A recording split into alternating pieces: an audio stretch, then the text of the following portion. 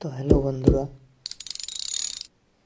আমরা এখন screen touch মোবাইলের ওয়ালপেপার চেঞ্জ করে শিখব। তো চলো কীভাবে চেঞ্জ করা যায় দেখানো যাক। প্রথমে আপনার গ্যালারি গেলেন, ঠিক আছে। আমরা এখন এই ফটোটা ওয়ালপেপার লাগাবো। তাহলে এখানে কি করব, এখান থেকে 3 ডট ক্লিক করলাম, সেট আস ওয়ালপেপার এখানে ক্লিক করলাম, এ হয়ে গেল অ্যাপ্লাই।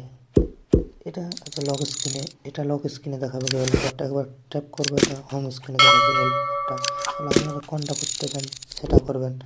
হোম অ্যাপ্লাই করলাম, সেট লক স্ক্রিন এখানে হবে, সেট হোম স্ক্রিন, এটা সেট হোম স্ক্রিন, সেট আস বোটাম এখানে দু জায়গায় হবে। তাহলে আমরা একটা করবো হোম স্ক্রিনে, তাহলে সেট আস হোম স্ক্রিনে করে দিলাম। অ্যাপ্লাই সাকসেসফুল হয়ে গেছে। ব্যাক করে নেবো আমরা এখান থেকে। দেখতে পাচ্ছেন আমার হোম স্ক্রিনে সেটা হয়ে গেছে। থ্যাংক ইউ বন্ধুরা, এরকম ভিডিও দেখার জন্য আমার চ্যানেলটিকে সাবস্ক্রাইব, লাইক অ্যান্ড শেয়ার করুন।